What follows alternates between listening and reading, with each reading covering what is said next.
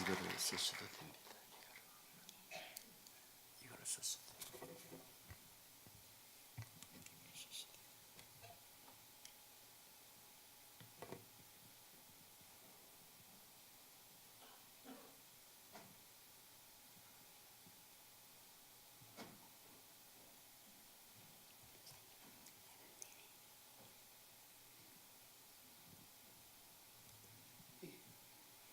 됐어요.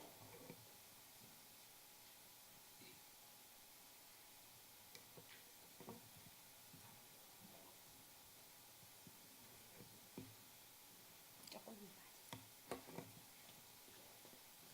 요거. 됐어요. 쭉. 그리고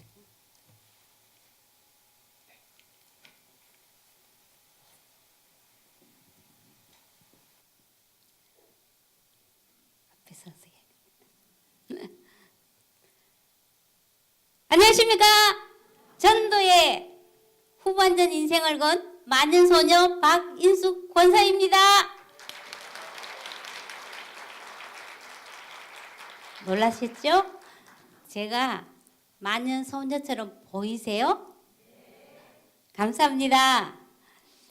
오늘 온 세계의 교회에 오니까요. 너무 정말 뜨거워서 바깥의 날씨가 아주 상관이 없는 것 같고 너무 후끈후끈해서 정말 제가 막 가슴이 떨려요. 너무 온 세계의 성도님들을 보니까 정말 기쁩니다. 오늘은 이제 VIP 축제를 앞두고 이제 전도에 대해서 한번 전도 패러다임의 전환이다 라는 주제로 한번 말씀드려 보겠습니다.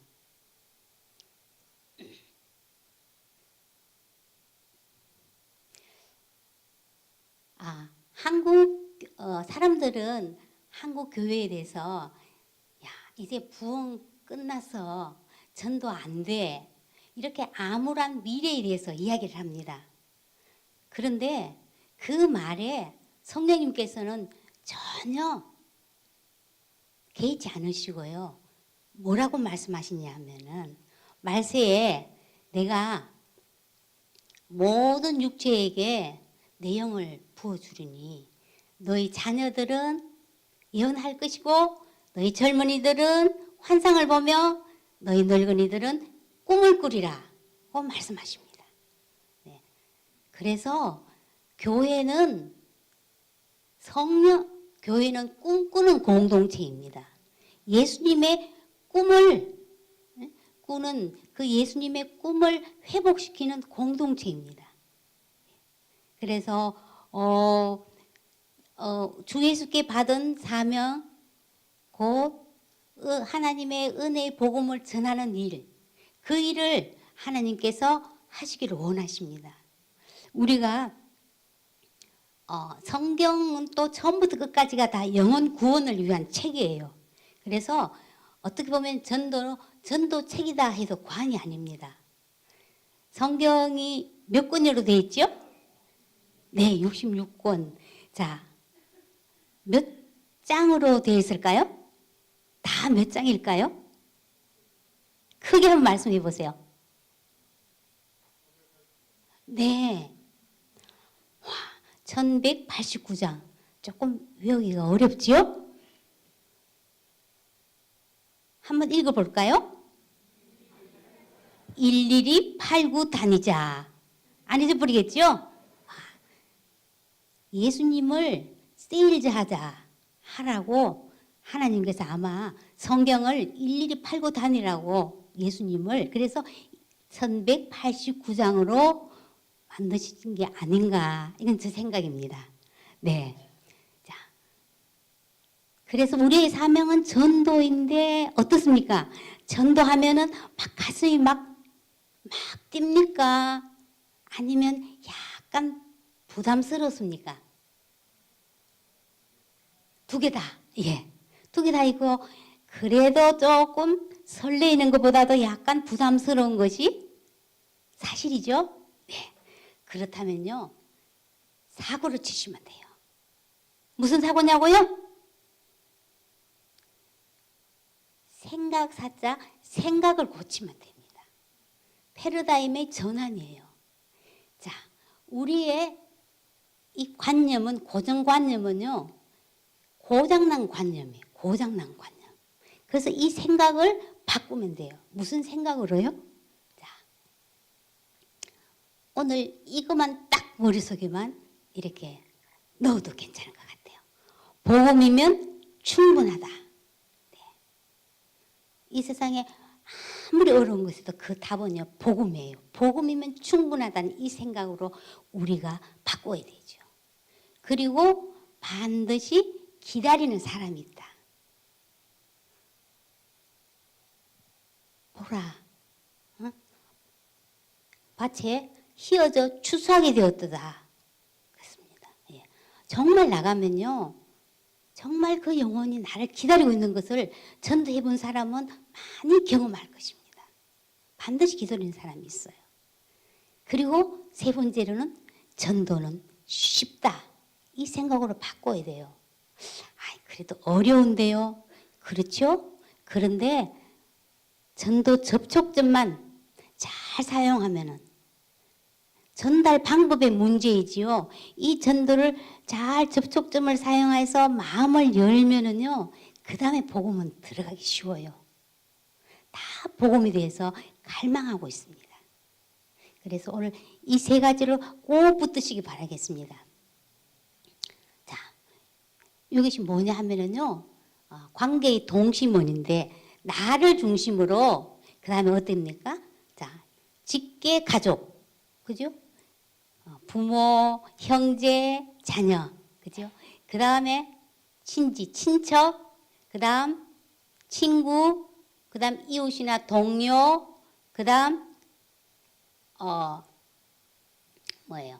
지인, 오며 가며 아는 사람, 또 그 다음에 전혀 모르는 X라는 생명 부주의 사람, 이렇게 파문을 그리듯이 점점 이렇게 가는 거죠, 관계가.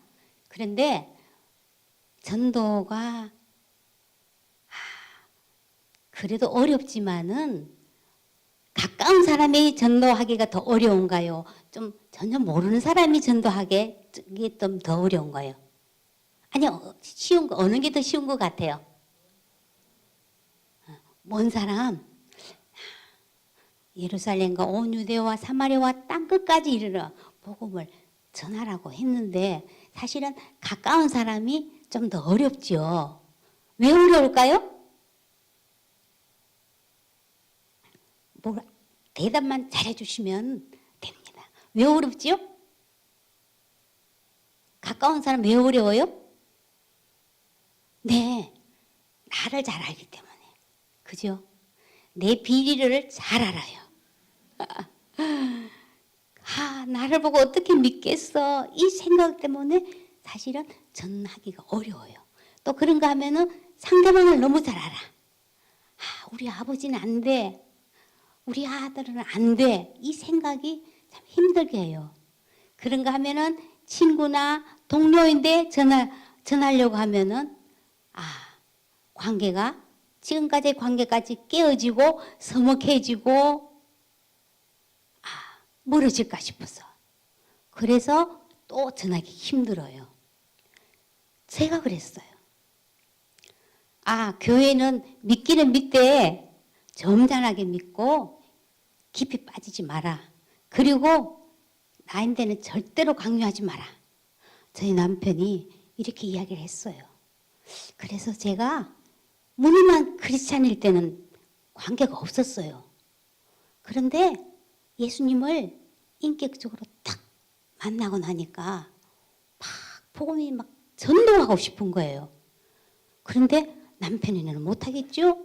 그 다음에 이웃에 가서 좀 전하려고 하니까 자기 남편도 못하면서 무슨 전도? 이렇게 말하는 사람은 없는데요. 또 그렇게 생각할 것 같아서 또 못하겠어요. 그래서 제가 할 수 없이 전하고는 싶은데 생판 모르는 X라는 국군 통합병원에 가서 전도를 하기 시작했어요. 거기 미리 앞서 전도하는 사람을 따라다니면서 초코파이를 하나 나눠주면서 군인들이 복무를 하다가 다치거나 아픈 사람들이 누워있는 곳 아닙니까? 이 청년들이요, 많이 다치고 많이 아플수록 복음을 너무 잘 받아들여요. 그렇게 해서 매주 갔더니요, 전도 좀 근육이 붙더라고요.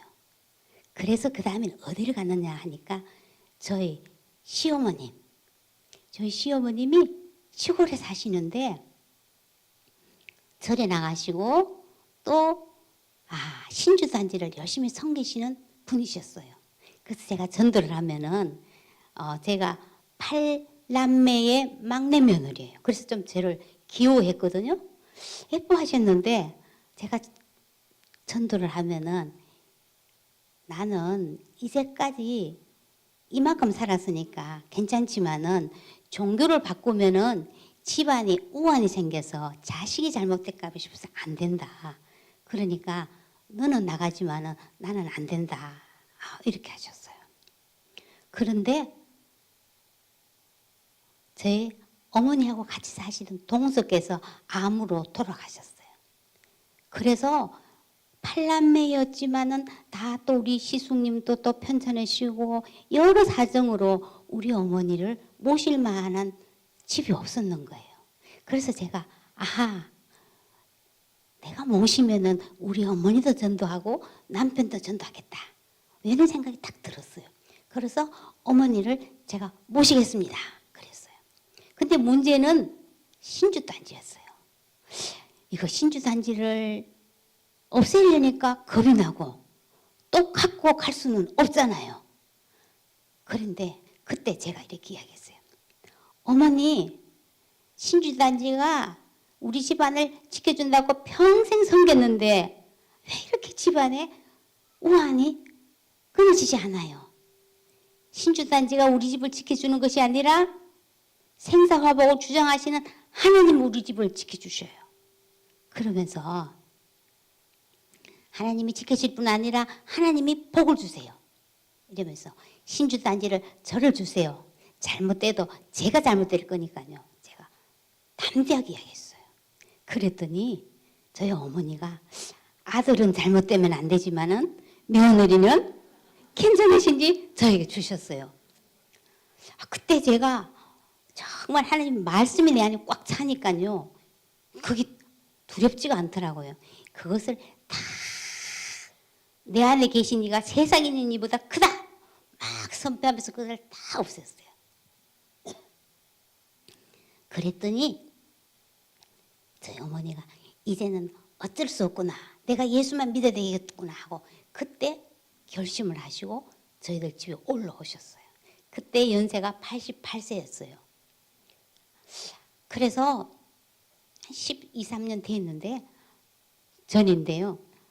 제가 우리 어머니 88세니까 한 1년, 2년, 2, 3년 이렇게 사시다가 이제는 돌아가시겠다 생각을 하고 열심히 일주일에 한 번씩 임원 공연처럼 여의도 광장에 집회, 기도원 이런데 일주일에 한 번씩 맨날 모셔갖고 같이 다녔어요.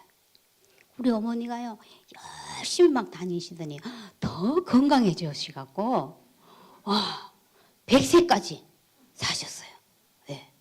그랬으면서 제가 맨날 이야기했어요. 어머니 나중에 천국 돌아가시면 천국 가실 수 있으세요? 이러면은 내가 죄 닦느라고 오래 살지 자꾸 이러세요. 어머니 죄 닦을 필요가 없어요. 제가 그랬어요. 예수님이 우리 어머니 죄 다 닦아 놓으셨어요. 내가 닦을 수 없고 닦을 필요도 없다고. 예수님을 믿으면은 그 죄가 이미 다 용서됐고 이제 천국 가실 수 있으세요. 이러니까 오야 네 말만 믿으면 다 만사 형통이다. 네가 그 신주단지 없앴는데도 너 집에 아무 일도 안 일어나는 거 보니까 네가 정말 너는 영험하다. 이러시면서 하나님이 너를 점지하셨나 보다 이래요. 점지. 제가 가만 보니까 점지가 뭘까 했더니 너를 점을 찍어서 너를 지명하여 불렀나니. 아, 우리 어머니가 성경 말씀을 하시더라고요. 너 점지해서 넌 영험해. 맨날 이런 이야기를 하셔요. 아, 그러시면서 가끔씩 또 제가 물어봐요. 그래서 제가 저희 어머니를 11년을 이렇게 모셨는데 보니까 계속 어르신들은 그때 예수님을 영접했어요. 또 옛날로 또 돌아가세요. 아이고, 내가 한 게 뭐 없는데 내가 이렇게가 천국 가겠나. 뭐 잘 그러셔요. 어르신들이 그러시더라고. 저희 어머니가 그러셨어요. 그래서 딱 물어보면은 내가 죄가 많아서 이렇게 오래 살지 또 그러셔요. 그래서 제가 또 다시 같이 야 알겠다 이러셨어요. 그런데 100세 생신을 앞두고 제가 딱 여쭈었어요. 그랬더니 그때는요 나는 간다 이러셔요. 천국 간다 이러세요. 어머니 무슨 자격으로 가세요? 제가 이랬더니 나는 자격이 없지만은 내가 예수님 믿기 때문에 내가 가지. 그때 이러시더라고요. 정말 그때 이야기하셔갖고 그리고 얼마 있다가 정말 모든 가족들이 보는 앞에서 집에서 이렇게 눈을 싹 감으셨어요. 100세 생신하고 주무셨어요. 그래서 저희 어머니가 그러면서 저희 남편도 교회를 나오고 이렇게 했는데 그러면서 제 그 전도의 그 지경이 막 넓혀지기 시작하는 거예요. 시숙님 편찮으실 때 시숙님 내 가서 전하고 저희 형부 그다음 또 조카 아픈 사람일 때 계속 제가 지방으로 내려가 갖고 복음을 전하고 이랬더니요 정말 그 아팠을 때는요 눈물을 흘리면서 영접하는 걸 제가 많이 경험을 했어요. 그래서 아픈 사람이 있으면 얼른 달려가요. 그래서 무의식 가운데 지금 있는 사람에게도 다 귀를 열렸다 하면서 제가 복음을 전하고 그러면서 이제 곳곳이 좀 복음을 전해달라 이렇게 해서 복음을 제가 전하는 사람이 됐어요. 전부터 그런 건 아닌데 이게 열심히 그냥 순종만 했더니 하나님이 그렇게 열어주셨어요. 그래서 이 가운데서도 사실은 내가 모르는 사람 노방전도도 해야 되겠다. 이놈부터 계시고 또 이웃집 전도도 해야 되겠다. 이놈부터 계시지만요. 정말 내 주변에 내 가족이나 아직도 가까운 친척들, 친구 전도 못해갖고 안타까운 사람들 있잖아요. 그 사람들. 선을 행하다가 낙심하지 말지니 포기하지 않으면 때가 이름에 거두리라 말씀하셨어요. 포기하시면 안 돼요. 아직까지. 자, 그러면 복음은 누구에게 먼저 전해야 될까요? 누구에게? 제일 먼저 누구한테 전해야 될까요? 가족. 왜? 좀 어렵다 그랬죠? 왜 가족이?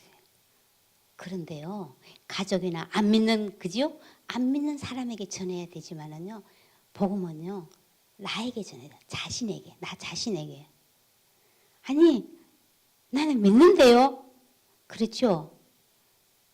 역시 우리가 믿는다 할지라도요. 우리는 여전히 죄인이기 때문에 복음은 날마다 먹어야 할 약이에요.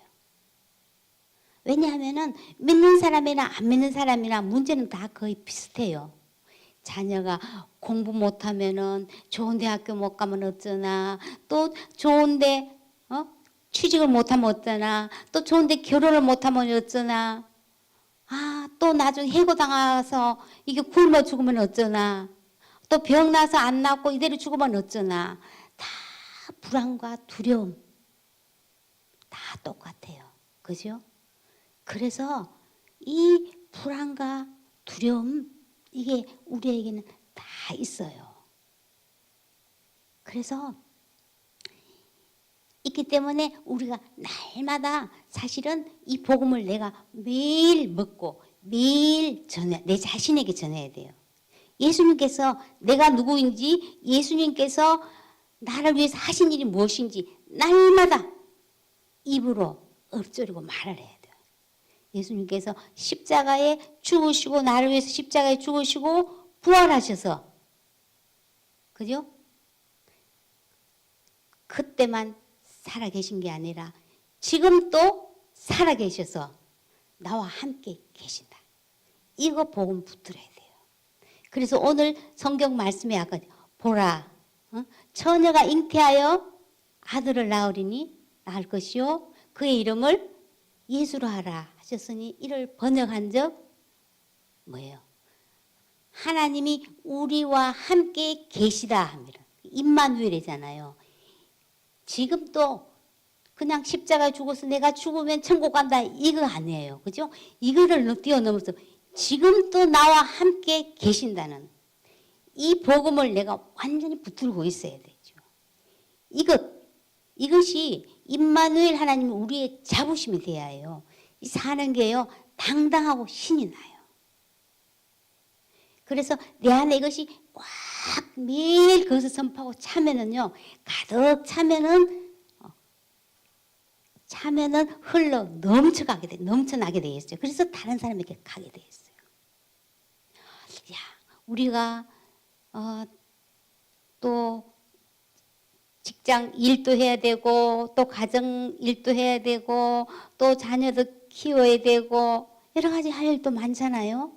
그런데 또 교회 와서 또 봉사도 해야 되고 또 그 다음에 사명이라고 전도까지 해야 되니까 사실은 얼마나 세상 사람보다 더 힘이 들어요. 그죠?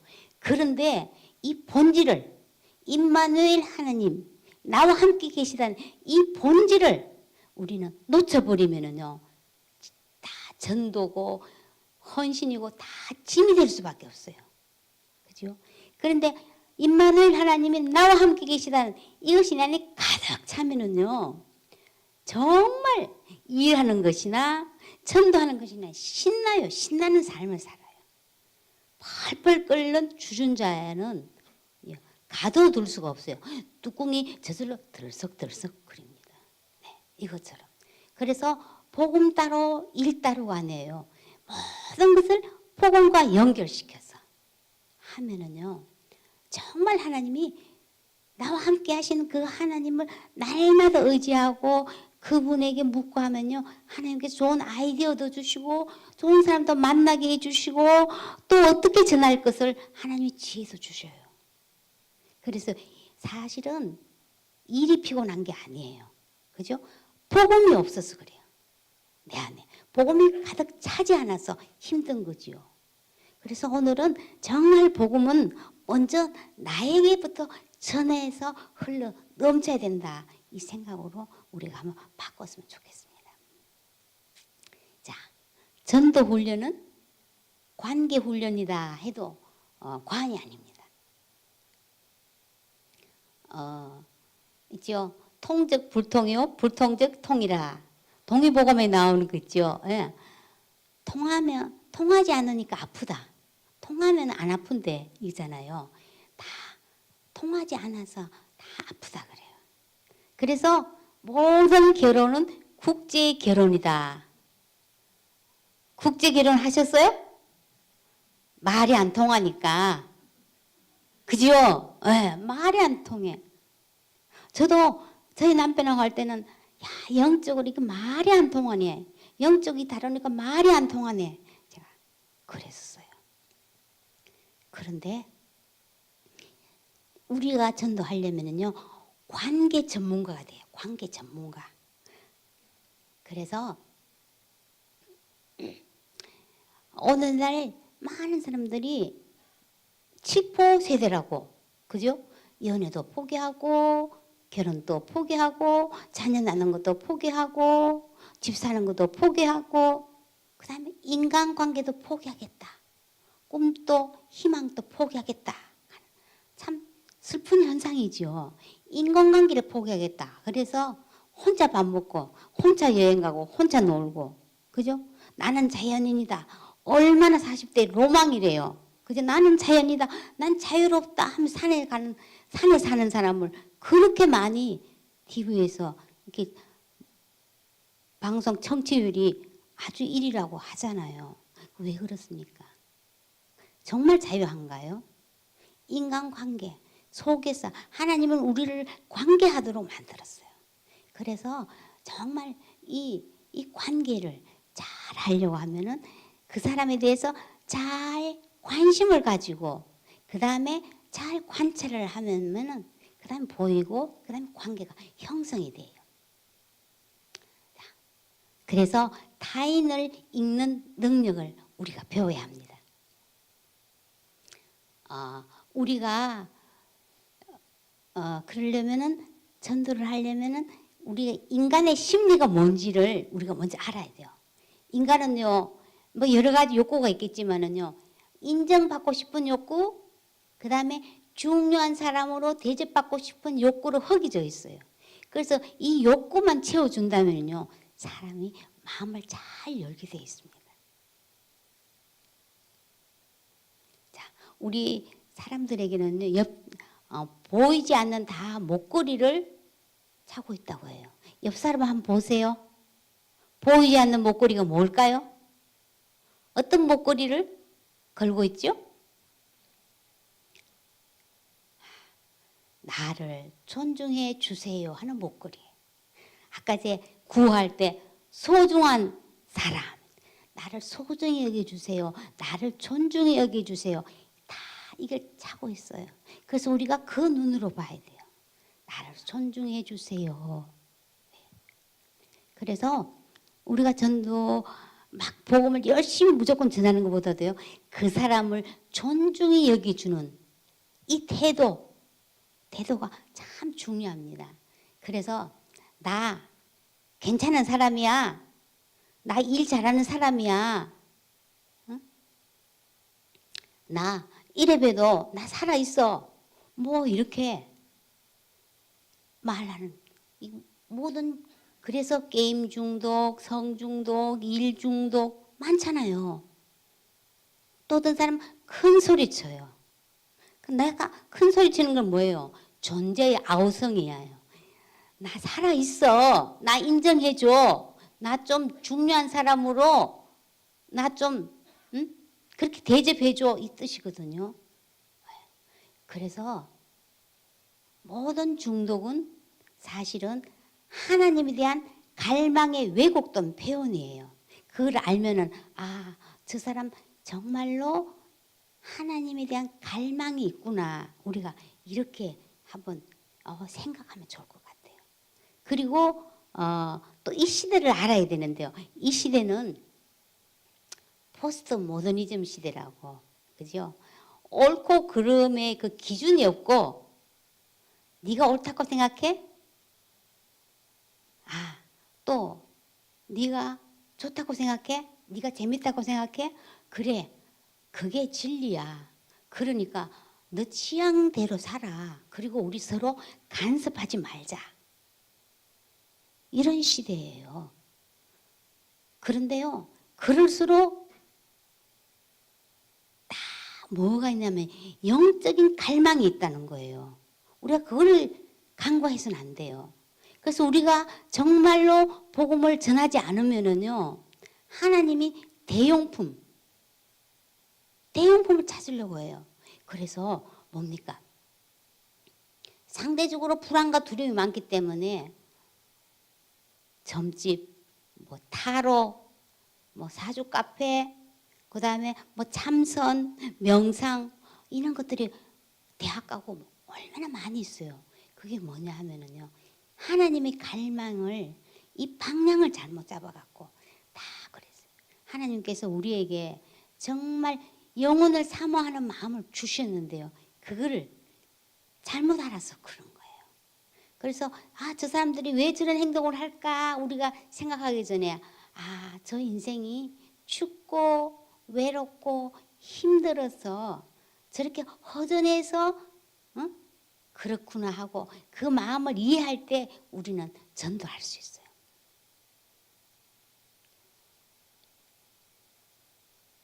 자, 우리가 말할 때 정답이 답이 아니에요. 정답. 예를 들어서 제가 전도를 하니까 나는 지옥 가라면은 지옥 가겠다고 이래요.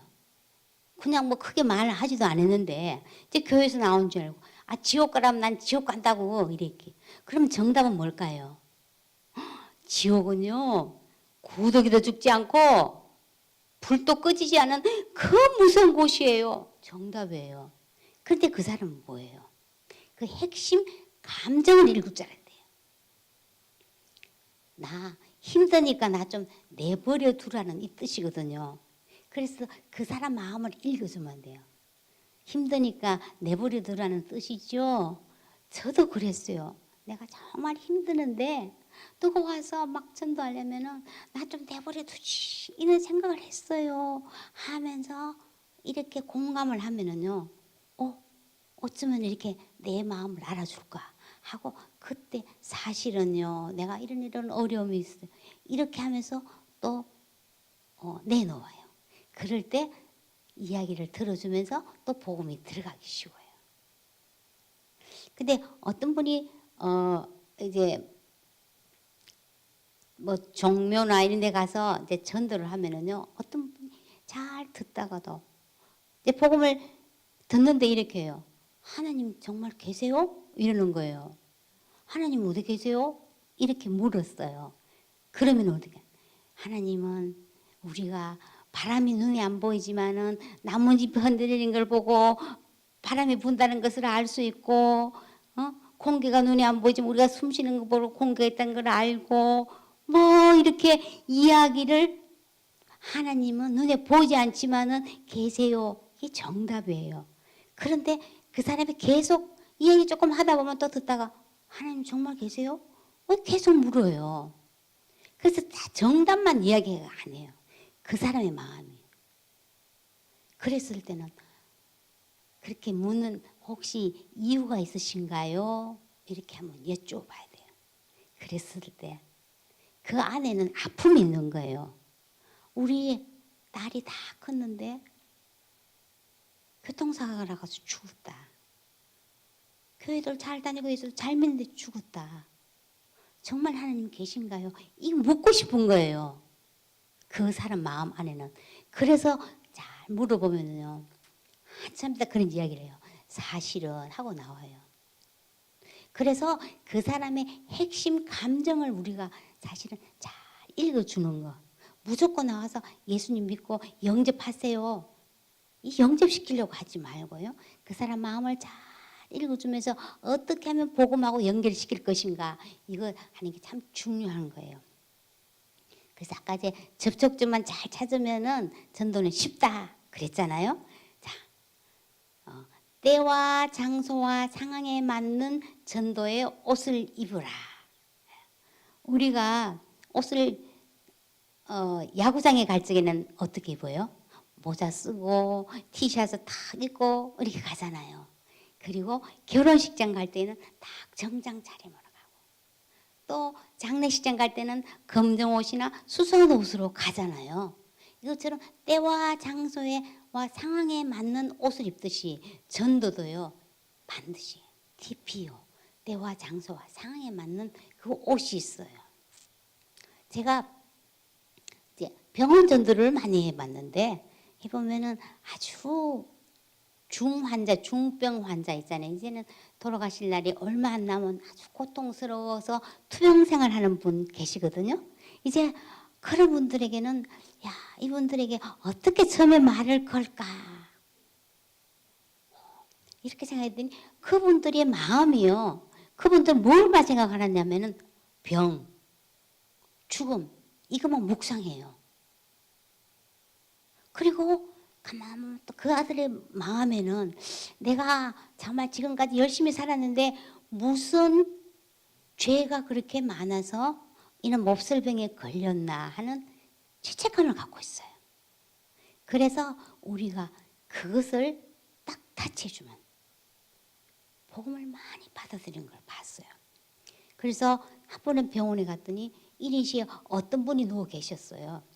췌장암이라서 부인이 말기라고 이제 얼마 남지 않았다. 근데 다 고통스러워서 누워 계시더라고요. 그래서 제가 가까이 가서 한번 전해볼까. 그 부인은 교회 나갔고 아무도 집안 식구는 안 믿는데요. 그래서 선생님들 한번 제가 가서 한번 전해볼까요? 이랬더니 부인이 해보세요 이러는 거예요. 근데 그 옆에 따님이 우리 아빠가 그렇게 싫어하는데 안 그래도 아빠가 힘드는데 왜 응? 전화하느냐고 막 반대를 해요. 그랬을 때 선생님도 여쭤보고 안 듣겠다 하면은 제가 안 하겠습니다. 이렇게 하고 가까이 갔어요. 그러면서 이렇게 고통스러워서 옆에 있는 옆으로 이렇게 돌려 누워 있는 걸 보고 제가 그때 이렇게 이야기했어요. 참 이렇게 이렇게 투병하시는 거 참 힘드시죠. 제가 무슨 말씀을 드리겠습니까만은 단 한 가지만 좀 말씀드리고 싶다. 이러면서 병이나 죽음이 선생님을 붙들고 있는 것이 아니라 하나님이 붙들고 계십니다. 딱 선언했어요. 그랬더니 이분이 고개를 들고 저를 바라보더라고요. 전도는요, 어둠에서 빛으로 향하게 해주는 것이에요. 그래서 그 다음에는 선생님 지금까지 열심히 성실하게 사셨는데 내가 무슨 죄가 있어서 이런 몹쓸 병에 걸렸나 생각이 드시죠? 이러니까 그렇다고 고개를 끄덕였어요. 그래서 선생님 죄가 커서가 아니라 하나님을 만날 수 있는 기회입니다. 제가 잠깐이면 한번 말씀드려볼까요? 하니까 해라고 그랬어요. 그래서 많이 아픈 사람에게는 오래 할 수 없거든요. 그래서 간단히 예수님에 대해서 전했어요. 그랬더니 이분이 예수님을 영접하겠다고. 그래서 다 따라하면서 눈물을 흘렸어요. 그래서 그 모녀가 보더니요. 놀란 거예요.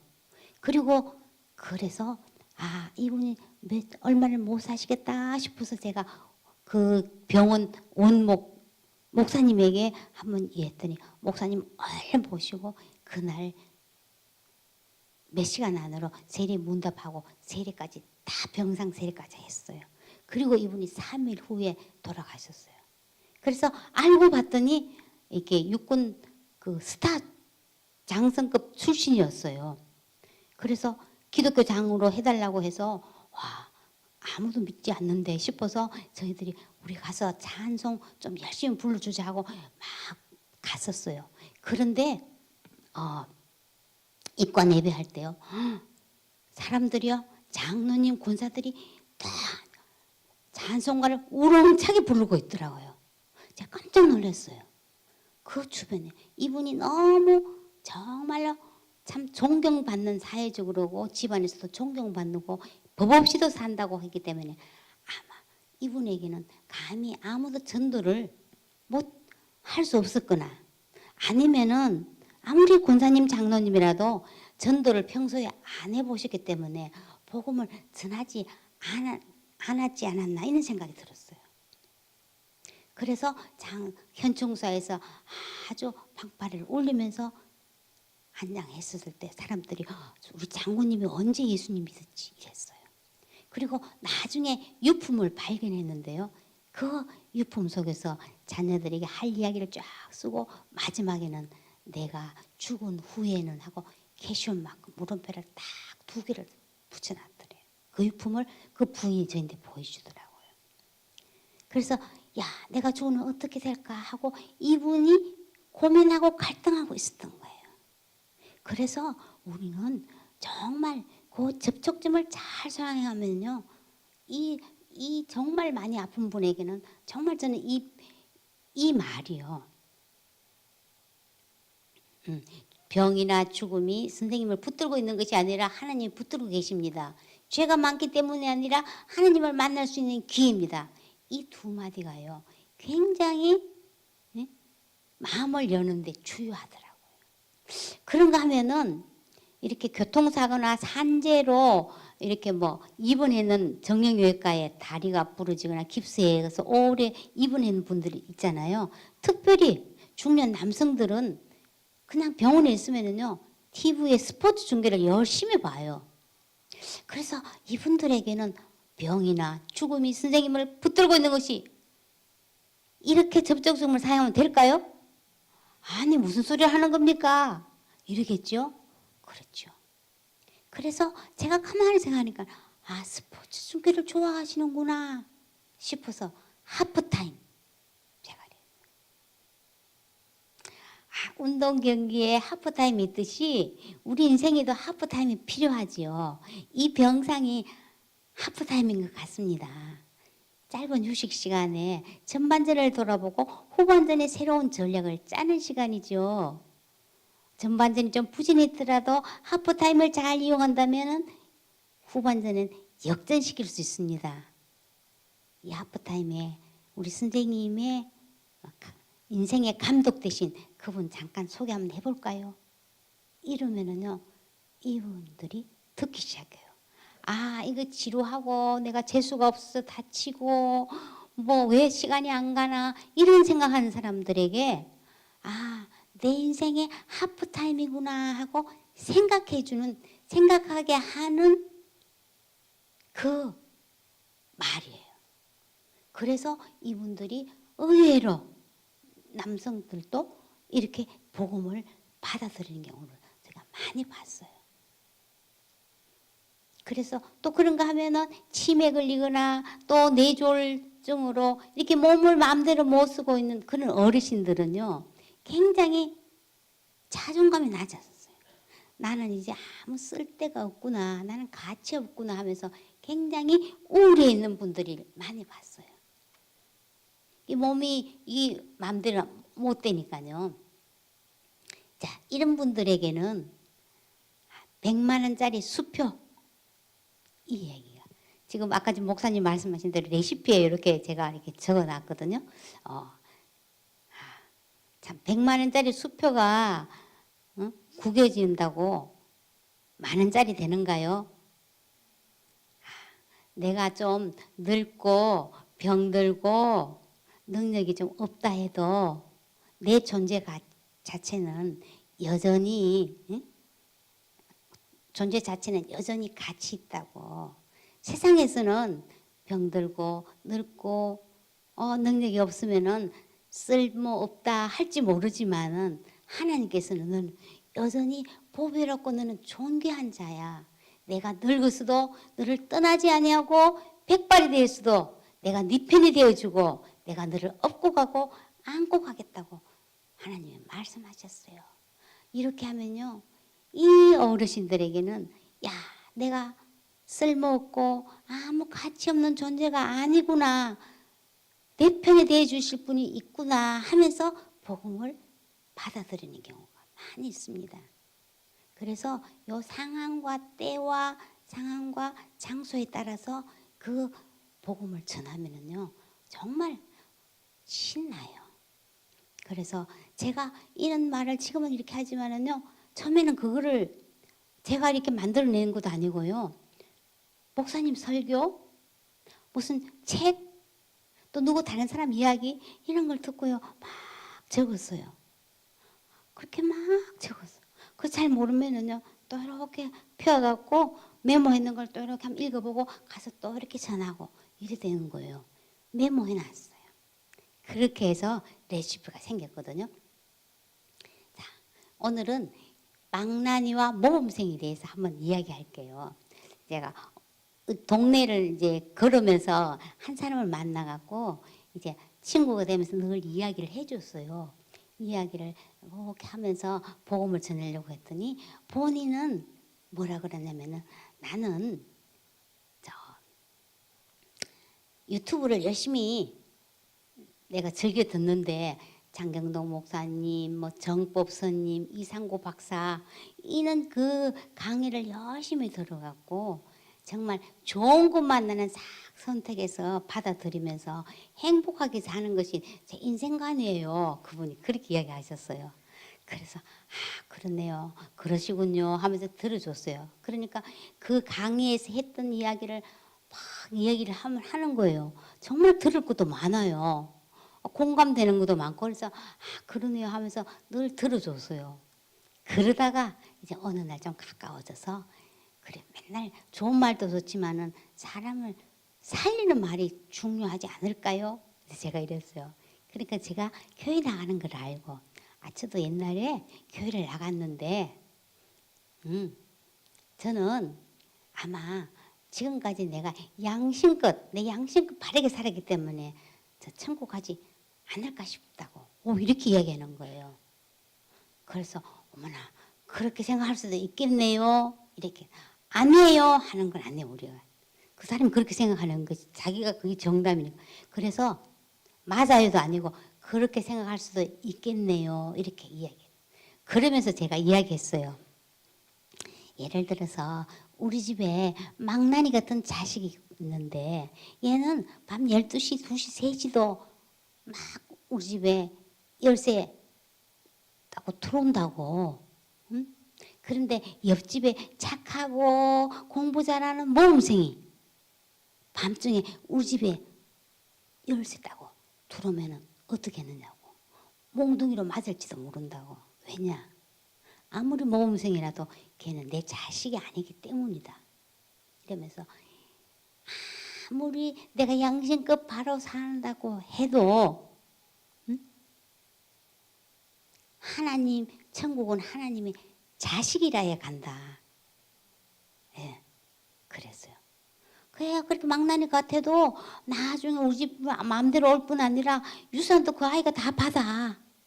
하나님이 우리는 하나님과 생명의 관계다. 자식은 생명의 관계다. 이렇게 얘기했더니 자기 집에 가서 좀 얘기해달래요. 그 말에 충격을 받아갖고. 그래서 복음을 예수님을 그때 영접했어요. 그래서 교회를 나가고 그 다음에 자기 딸하고 가족들이 다 나가고요. 그 다음 그 사람 그 집이 믿으니까요. 또 그 사돈이 우리 사돈이 다 교회를 나가네 하면서 자기도 나가겠다고 해서 제가 좀 전도를 해달라 그래서 또 그 사돈을 전도해서 또 그 가까운 교회에 지금 다 다니고 그렇게 됐어요. 근데 내가 나중에 뭐가 딱 결정적이냐면 이 망나니와 모범생 그 이야기가요. 굉장히 신선하고 충격적이었대요. 그래서 그걸 잊지 못한다 이랬거든요. 그래서 어떤 사람들은 나 천국에 내가 하는 게 별로 없는데 내가 천국 부끄럽다. 내가 갈 수 있을지 모르겠다. 이렇게 사실 이야기하는 사람도 조금 있어요. 그럴 때는요. 망나니 같은 내 자식, 옆집에 착하고 공부 잘하는 모범생 이 비유하면서 내 자식이라에 간다. 요 이야기를 이렇게 그러면 어떻게 하면 하나님의 자식이 될 수 있는지 잠깐만 내가 이야기해 줄게요.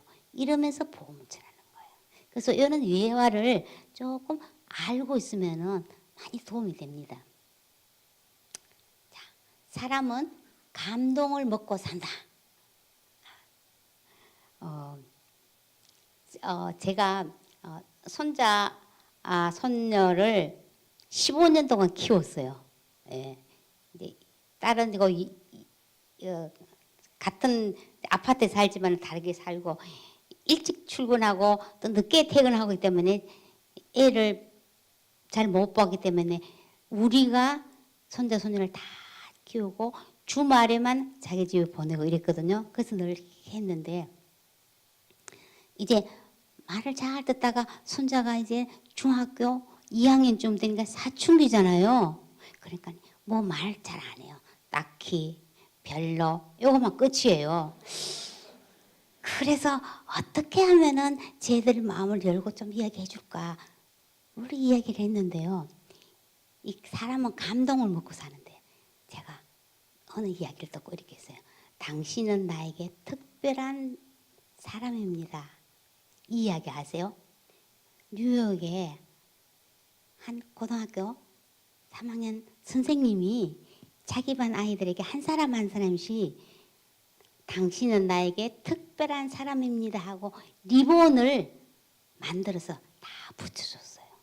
그러면서 똑같은 리본을 3개를 주면서 너희 주변에 이것을 다 달아주고 그리고 일주일 후에 그 결과를 제출해라 하고 숙제를 내줬어요.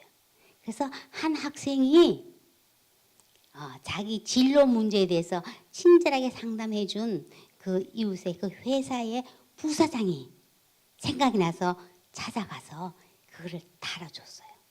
그러면서 나머지 2개는요. 부사장님께서 제일 소중하고 존경하는 분에게 달아주세요. 우리가 선생님이 우리에게 숙제를 해주시는데요. 이거 달아주세요. 그리고 나머지 1개는 또 그 사람에게 가장 소중하고 특별한 사람에게 달아주도록 하세요. 이렇게 이야기한 거예요. 그래서 이 부사장이 딱 받으니까 기분이 좋아서 누구 줄까 하니까 사장이 생각이 난 거예요. 그래서 사장님 댁 갔어요. 근데 그 사장님은 아주 직원들에게 지독하다는 정평이 나 있는 사장님이었어요. 그런데 가서 사장님은 정말 천재성이 있고 창조성이 있어서 제가 정말로 존경합니다. 이렇게 하면서 어떤 학생이 저한테 이걸 달아주는데 달아주라 그래서 사장님께 달아드립니다. 당신은 나에게 특별한 사람입니다 하고 딱 달아줬어요. 그리고 나머지 한 개는 사장님이 가장 소중하고 특별한 사람에게 달아주세요 했는 거예요. 그래서 사장님이 내가 천재성이 있고 내가 창의성이 있단 말이야. 기분 좋아서. 그다음에 집에 가면서 내가 누구에게 줄까 했더니 17살이면 아들에게 주기로 했어. 불 안 쳤어요. 야, 내가 사업하느라고 하루 종일 바쁘다 보니까 너에게도 좀 무심했지. 그리고 네가 성적이 떨어지거나 방을 막 어지러울 때는 내가 고함 질렀지. 그런데 오늘은 내가 가만히 생각하니까 정말 너는 나에게 특별한 사람이더라. 너 어머니와 마찬가지로 네가 정말 소중하고 특별한 나에게 있어서는 네가 정말 소중하고 특별한 존재야. 자랑스러운 너는 내 아들이야.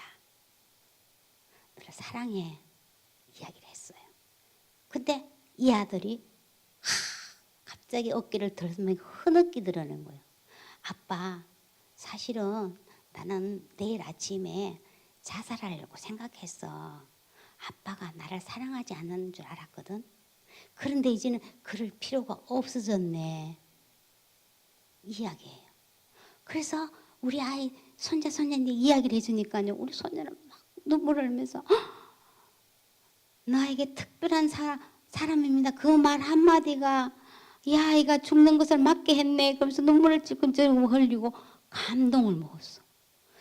그래서 아이들에게 이거 해라, 이거 하지 마라 이렇게 말하지 않고 감동을 주는 그런 예화를, 지금 이 예화는 당신은 나에게 특별한 사람입니다 하고 치면은 나와요. 그래서 이런 예화를 많이 들려주고, 또 이제 내가 이웃에 누구를 전도하는 사람에게도 그거를 들려준다면, 사실은 자녀 때문에 고민을 하잖아요.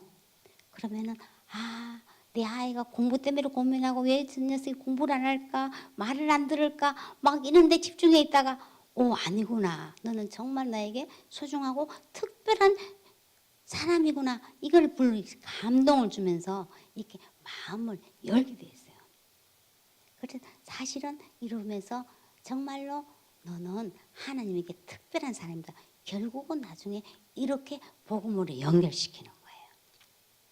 당장 그렇게 하지 않아도 감동을 주는 말, 이런 거요 정말 중요해요. 자꾸 이렇게 해라, 넌 교회 나와라, 어떻게 해라. 사람들이 어떻게 하면 그 감동을 주는 말을 해서 이렇게 적어놨다가 또 한번 옮겨보면은요, 그 아이가 또 다른 친구인데 그 이야기를 해요. 하면서 어떻게 해요? 자기 안에도 와, 나는 정말 특별해, 난 소중해, 이렇게 생각해요. 그래서 정말 감동을 이렇게 먹고 사는데 우리 안에 좀 이런 감동적인 예화, 이런 것도 전도에 무척 도움이 되지 않을까, 이런 생각이 들어요.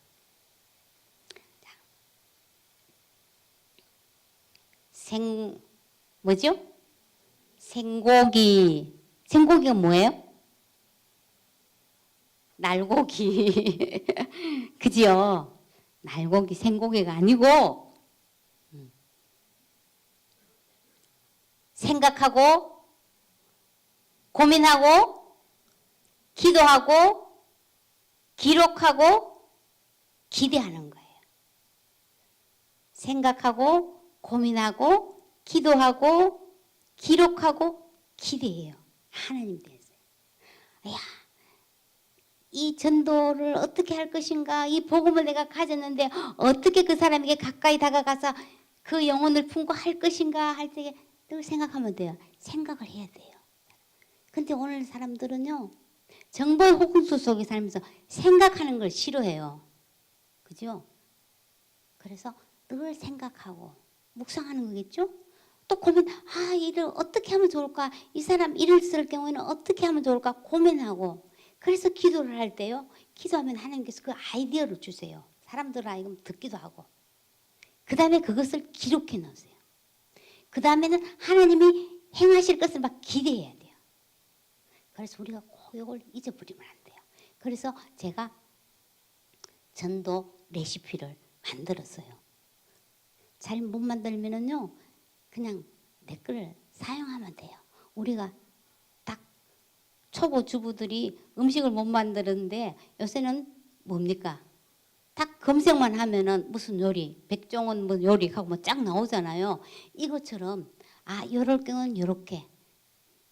그런데 저 만드는 것뿐 아니라 여기 계신 분들도 각자 내 레시피를 만들어서 내 것이 돼야 돼요. 남의 것도 자꾸 내가 사용하면 내 것이 돼요. 그렇죠? 내 것이 돼요. 우리가 배추하고 고춧가루를 그냥 놔두면 배추고 고춧가루지만은 버무리면 뭐 어떻게 돼요? 김치가 되잖아요. 그죠? 발효시키고 숙성하고 발효시키면 전혀 그것이 내게 돼요. 계속 사용해야 돼요. 지난번에 어떤 교회를 갔더니요, 자기가 이 책을 읽고 어머나 나 좀 전도해야 되겠다 싶어서 마음이 막 부풀어올랐대요. 전도사님이었어요. 그래서 초등학교 동창회를 40년 만에 한번 갔대요. 가서 복음을 전해야 되겠다 싶어갖고 설레면서 갔더니 초등학교 동생 남학생 여학생들이 다 있는데 한 남학생이 이렇게 이야기를 하더래요. 아니 우리 형수는 교회 다니고 예수 믿는다고 조상도 몰라보고 제사도 안 지내더라. 이렇게 이야기했대요. 그럴 때 뭐라 그러겠습니까? 제사는 우상 숭배고 아니라고 정답을 이야기하겠습니까? 그래서 이 사람이 해보니 어머나 이럴 때는 어떻게 하지? 너도 그러냐? 이렇게 말은 안 했지만은 그렇게 들리더라는 거예요. 그런데 이분이 무슨 소리 해야 될지 아무 소리도 못하고 웃고만 쉬었대요. 그리고 집으로 차를 몰고 오는데 너무 자책감이 들다는 거예요. 나 그런 경우에 무슨 소리도 못하고 한마디도 입도 뻥긋 못하고 어떻게 해야 되냐 이 얘기를 하더라고요. 그런데요 정말 그렇게 고민하고 이거는요 정말 전도의 이제 시작이에요. 굉장하게 전도 잘하실 분이에요. 그래서 제가 어떻게 대답을 할까 이런 생각을 했거든요. 근데 딱 아이들 질문을 그렇게 질문이 올 때는 질문을 토사하십시오. 이렇게 토사해라고. 그러면은 너는 제사에 대해서 어떻게 생각하니? 이렇게 물어봐라는 거예요. 왜냐하면은 우리가 음악을 잘하는 사람은 뭐가 있습니까? 이 사람이 음정이 어디가 틀린지 딱 알잖아요. 음악을 잘 못하는 사람은 뭐가 틀린지도 박자가 잘 모르는데 음악을 정말 잘하는 사람은 딱 요 부분이 틀렸구나, 음정이 틀렸구나 딱 아는 것처럼. 그래서 너는 어떻게 생각하니? 제사에 대해서 어떻게 생각하냐? 만약 그때 물었더라면은 조상인데 제사 지내는 거 당연한 거지. 시집 와서 하면은 당연한 거야. 이렇게 생각할 수도 있거든요. 그런데 제사 지내는 사람들을 보면은요, 거의 다 정말로 조상신이 오셔갖고 오신다고 오셔서 음식을 잡순다고 너 생각해? 이렇게 물어보면은요, 거의 다 그냥 이제 오시기는 뭐로 오셔 이렇게 이야기해요. 그런데 그 사람에게는 또 뭐를 내냐면은 사람이 죽으면은 아무것도 몰라.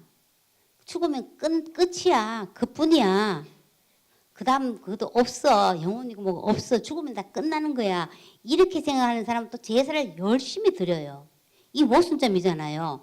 죽으면 아무것도 모르고 다 없어지고 소멸되니까 끝이다 하고 이렇게 생각하는 사람은 또 열심히 조상이 오신다고 또 열심히 제사를 지내요. 이 모순점을 스스로 질문을 하면서 아, 내가 이런 모순이 있구나 하는 걸 깨닫게 해주는 거. 그죠? 이게 참 중요한 거예요. 그래서 제가도 저희 조카도 열심히 절에 나가고 제사를 열심히 지냈어요. 그래서 제가 한번 물어봤어요. 정말로 응? 조상님이 오신다고 생각했더니 에이 그냥 하는 거지 오시기는 뭘 오셔요. 그냥 그렇게 이야기해요. 그러면서도 유세차 뭐 몇 년 몇 월 막 하고 오십시오 하고 따라 드리고 막 이러잖아요. 그렇게 하는 거예요. 그래서 그 잘못된 틀린 음정을 딱 이야기해 주면 아 내가 이런 모순 속에 있었구나 하는 걸 알게 돼요. 그래서 어려운 질문이 있으면 먼저 한번 토스하면서 그 다음에 자신이 어떻게 대답을 할까. 또 어떤 사람은 왜 그런 질문을 했을까? 그 사람이 왜 그런 질문을 했을까? 이거부터 좀 생각해야 돼요. 우리는 누가 이야기하면은 그에 대한 내가 대답을 할까, 무슨 대답을 할까 싶어서 그것만 골똘하게 생각하거든요. 그래서 뭐 저 사람이 어떤 마음으로 저렇게 이야기를 할까? 이걸 한번 너는 어떤 마음에서 그런 말을 하니? 하고 이렇게 먼저 물어보는 것도 사실 중요해요. 그래서 실행이 답이에요. 시친할 때 전도에 근육이 생기고요. 전도는 실패가 없어요. 시간이 나면 하겠다? 못해요. 어떻게 해야 된다고요? 시간을 내서 해야 되는 겁니다. 그래서 우리 오늘 이제 전도 VIP 축제를 앞두고요. 정말 그 한 영혼을 품어야 돼요. 한 영혼을 품고 계속 유정란 계란을 품어야 병아리가 나오잖아요. 이것처럼 품고 기도하며 하나님이 행할 것을 기대하고 그 사람에게 어떻게 다가갈 것인가. 사실은 중요한 거는요. 밥을 사주는 거예요. 소통은 밥통에서 시작돼요. 아, 어떤 그 직장에서 내가 전도를 해야 되겠다 하면서 보았더니 이제 자기 직원인데 전도를 하려고 막 이러니까 그 직장 동료가 이랬더니 됐고 이러더래요. 됐고 이러니까 말을 못 하겠더래요. 한마디도. 얼마나 무한해요. 그죠? 떼려고 하니까 됐고 이래갖고 그래서 어떻게 하면 좋겠습니까? 이렇게 물었어요. 그랬더니 무조건 가서 이야기하지 말고 밥을 한번 사주세요. 우리 밥 한번 사줄게 하고 밥을 같이 먹으면서 야, 너 지금 아이들 어떠니? 너 지금 이렇게 여러 가지 물어보면서 이야기를 하는 거예요. 밥 사주면서 같이 이야기하니까 야, 우리 아이 때문에 요새 참 내가 그래 나도 그랬어 하면서 이야기를 해. 그래 내가 아무리 잘 키워보려고 해도 그 인간이 한계야. 그래서 나도 내 힘으로 할 수 없더라. 이러면서 자기의 연약한 것을 이야기하면서 그래서 아 나는 내 자식이 내 건 줄 알았더니 아니더라. 응? 하나님이 거더라. 그래서 그분인데 맡기니까 내가 마음이 편안하더라. 이러면서 자연스럽게 복음을 전해줬어요. 그래서 항상 밥 좀 사주고 그러면서 대화 물꼬를 틔워야 돼요. 그냥 무조건 그냥 얘기 전하는 것보다도요. 그래서 우리가 시간을 내고 하나님께 지혜를 달라가고 또 그 사람이 그 가정의 아이들 이름 같은 거 좀 기억해 놨다가 그 이름 난 잘 못하지만 기도는 할게. 너 아이 이름이 뭐야? 하고 이름을 적어서 요새 아이 어떠냐? 이러면서 누구누구 하고 이름을 불러주고 이러면요. 굉장히 자기가 나에게 관심 있구나. 기도를 하는구나. 기도해 주는 거 다 좋아하더라고요. 나 기도하고 있어. 그냥 이렇게만 하다가 어느 날 복음을 전하는 거예요. 그래서 뭘 조금 사주고 또 그 아이를 위해서 내가 기도할게. 너 어려운 점이 뭐냐? 아 나도 그래. 항상 자기의 약한 것들을 좀 이야기를 해야 돼요. 나도 그래. 나도 별 수 없어. 참 우리가 살면서 보니까 할 수 없는 것들이 너무 많지. 이런 공감대를 형성하면서 이렇게 이야기해 주면은요. 다 그때 마음이 열리고 그때 복음이 들어가는 거예요. 그래서 시간이 많이 가서 우리 같이 한번 읽어볼까요? 시작. 나나 물들어 산이 달라지겠느냐고 말하지 말아라. 내가 물들고 너도 물들면 결국 온 산이 활활 타오르는 것 아니겠느냐. 예, 조동화의 그 시의 한 부분인데요. 내 하나 물든다고 산이 달라지겠느냐. 그렇게 하지 말라는 거. 내가 물들고 너도 물들면 온 산이 타오른다. 그죠? 그래서 내 하나 좀 뭐 한다고 뭐 우리 교회가 변하겠어 안 해요. 내가 먼저 전도해. 예? 그 영혼을 품고 기도하고 한 사람이라도 내가 이번에 초청 잔치에 예? 한번 하겠다고 그 마음을 그 태도가 중요해. 하나님 그걸 받으세요. 설사 그다음에 그때 못 나온다 할지라도 이것이 정말 출발점이에요. 그래서 우리가 정말 딱 중요한 거는 복음. 복음을 내가 갖고 있어. 복음이 내 안에 가득 차야 돼요. 십자가에 죽으시고 부활하셔서 지금 또 살아계셔서 나와 함께 계신 그 하나님. 그 하나님이 지금 언제든지 하나님 말씀하신 것을 반드시 이루십니다. 그래서 우리가 믿은 여자에게 믿은 주께서 하신 말씀이 반드시 이루어지리라고 믿은 그 여자에게 복이 있도다. 엘리사벳이 마리아에게 이야기했어요. 계속 믿었어요. 한번 믿었다가 또 유산될 수 있죠. 그런데 하나님 말씀하신 것은 반드시 이루어진다. 주의 여정이 오니 말씀대로 이루어지다 하면서 계속 그 마음에 품었기 때문에 예수 그리스도를 탄생시킨 거예요. 이것처럼 우리가 한 영혼을 계속 품고 기도하면요 하나님이 하나님의 때에 반드시 이루십니다. 예. 그래서 정말 지금부터 이제 이번 이 기회부터 나는 내 안에 복음을 꽉 채우고 이제 차고 넘쳐서 흘려 보내니라. 이런 마음으로 다시 새롭게 시작하는 우리 모두가 되었으면 좋겠습니다. 네, 기도하겠습니다.